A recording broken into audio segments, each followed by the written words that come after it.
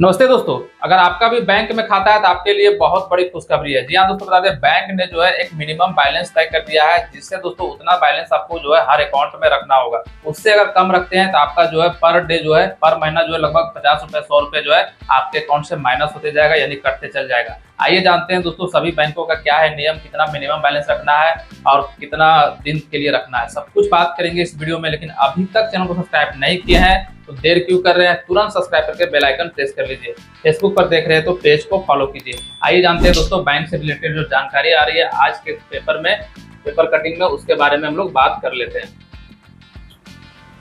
बात करते हैं दोस्तों, अगर आपका खाता जो है सभी बैंक ग्राहकों के लिए जो है मिनिमम बैलेंस तय हो चुका है, चाहे आपका खाता कैनरा बैंक में हो, बैंक ऑफ बड़ौदा में हो, सेंट्रल बैंक में हो, bank of Maharashtra, Indian bank, SBI, उसके बाद Punjab national bank, bank of India, central bank of India, मतलब किसी भी बैंक में आपका खाता है, एक मिनिमम बैलेंस तय कर दिया गया है आरबीआई की तरफ से। अगर उससे कम बैलेंस रखते हैं तो महीने में आपका 50-100 रुपए के आसपास आपका कटते चला जाएगा और माइनस में आपका खाता चला जाएगा। फिर जिस दिन आप अकाउंट में पैसा डालेंगे आपका पैसा माइनस हो जाएगा। तो इस चीज को आपको ध्यान में रखना है। इसीलिए जो है इस वीडियो को बनाने का एक ही मकसद है कि आपके अकाउंट जो है सुरक्षित रहे, आपका अकाउंट में पैसा कटे नहीं, इसीलिए एक मिनिमम बैलेंस तय किया गया है। तो आइए जान लेते हैं। देख सकते हैं ये आरबीआई के गवर्नर हैं, इन्होंने जो है अभी घोषणा किया है कि मिनिमम बैलेंस जो है तय कर दिया गया है। मिनिमम बैलेंस से कम रखेंगे आपका अकाउंट से पैसा कटता चला जाएगा।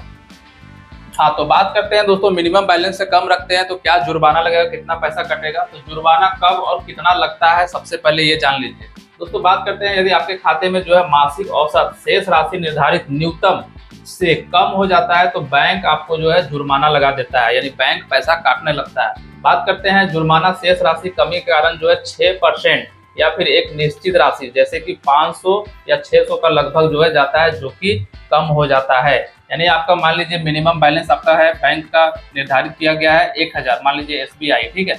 1000 से कम रखेंगे दोस्तों, 900 बैलेंस रखेंगे तो आपका जो है 600 रुपया कट जाएगा, ठीक है। 600 रुपया तक कट जाएगा, 500 से 600 रुपया आपका कट जाएगा और बचेगा कितना, फिर 400 बचेगा, ठीक है। और फिर वो भी अगला महीना कट जाएगा। तो मिनिमम बैलेंस एक तय किया गया है आरबीआई की तरफ से, उतना आपको बैलेंस रखना ही रखना है। बात करते हैं दोस्तों कुछ प्रमुख बैंकों के नियम जो उदाहरण में दिया गया है। सबसे पहले बात करते हैं आईसीआईसी बैंक, जो भारत का जो है प्राइवेट बैंक है, लेकिन बड़े बैंक में भी आता है। तो मेट्रो शहर में अगर आप रहते हैं दोस्तों और आपके पास आईसीआईसी अकाउंट है तो 50,000 रुपया जो है मिनिमम बैलेंस रखना है। अर्ध सरकार शहरी क्षेत्र में है तो 25,000 रुपया आपको मिनिमम बैलेंस रखना है, और ग्रामीण क्षेत्र से आप बिलोंग करते हैं तो 10,000 रुपया आपको जो है मिनिमम बैलेंस रखना ही होगा। उससे कम रखेंगे तो आपका वही 500 से 600 रुपया जो है प्लेंट्री आपका लग जाएगा, यानी कट जाएगा आपका खाता से, और ये बार बार कटेगा मिनिमम बैलेंस से कम रखते हैं तब। तो ये हुआ हमारा आईसीआईसी बैंक का। आईसीआईसी बैंक में आपको इस तरह से बैलेंस रखना है। बात करते हैं दोस्तों अगला बैंक एचडीएफसी बैंक। जी हाँ दोस्तों, बता दें शहरी क्षेत्रों के लिए एचडीएफसी बैंक में जो है 10,000 रुपये रखना है, लेकिन उनके नए नियमों के अनुसार दोस्तों यह राशि बढ़ सकता है।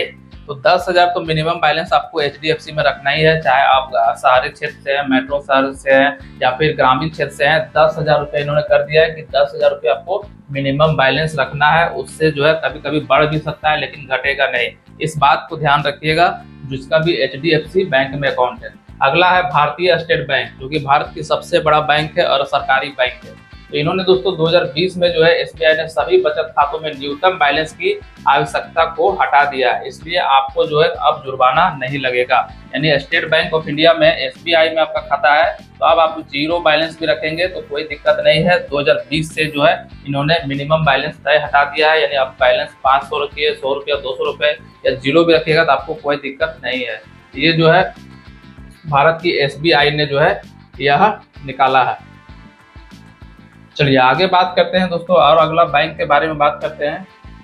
बाकी बैंकों की बात करें जैसे पंजाब नेशनल बैंक है, उसके बाद सेंट्रल बैंक, इंडियन बैंक, ये सारे बैंक जो है मिनिमम बैलेंस को जो है हटा दिया गया है, यानी कुछ भी बैलेंस रखेंगे तो कोई दिक्कत नहीं है। लेकिन बात करते हैं दोस्तों, निष्कर्ष निकल के आता है कि अपने बैंक के न्यूनतम शेष राशि के नियमों को जानना महत्वपूर्ण है, ताकि जो है आप जुर्माना लगने से जो है बच सकते हैं।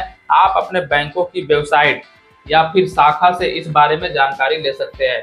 जिस भी बैंक का अकाउंट आपके पास है उसके वेबसाइट में जा सकते हैं अगर आप मोबाइल चलाने जानते हैं तो, या फिर आप अपने जो है बैंक में जाइए शाखा में अपने, और वहां पे पता कर लीजिए कि हमारे जो अकाउंट है हमारे पास उसका मिनिमम बैलेंस क्या है, ताकि हमारा बैलेंस कटेगा नहीं। तो बैंक वाले आपको अधिकारी बता देंगे कि आपको जो है मिनिमम बैलेंस 500 रखना है कि 1000 रखना है कि 100 रुपये रखना है, वो आपको बता देंगे। उससे कम बैलेंस नहीं रखना है, नहीं तो पैसा आपका कट जाएगा। ये आरबीआई का नया नियम आया हुआ है, इस शॉर्ट में हम वीडियो आपको बता दिए हैं ताकि आपको एक इन्फॉर्मेशन मिल जाए कि मिनिमम बैलेंस जो तय किया गया है। बाकी आप अपने अपने बैंकों में जाके, ब्रांच में जाके जरूर इसके बारे में एक बार पता कर लीजिएगा, नहीं तो आपके अकाउंट से धीरे धीरे पैसा कटते जाएगा और आपको पता भी नहीं चलेगा। तो यही जानकारी के लिए हमने एक छोटा सा वीडियो बनाया। दोस्तों वीडियो कैसा लगा बताइएगा। चलिए, और भी कुछ भी कमेंट में पूछना होगा किसी भी बैंक के बारे में, कमेंट में जरूर पूछिएगा। मिलते हैं दोस्तों अगले वीडियो पे, तब तक के लिए जय हिंद।